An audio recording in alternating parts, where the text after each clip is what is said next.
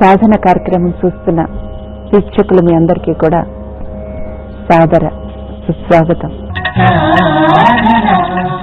ఎప్పుడైతే శకునాలు మోహనం అనేది, మోహన రాగం అనేది ఆనందానికి వాడుకుంటాం, సంతోషానికి వాడుకుంటాం మనం. ఆ శకునాలు చూసిన సంతోషంలో ఆవిడ వెంటనే ఆరవి రాగం మోహన రాగంలోకి మారిపోతుంది.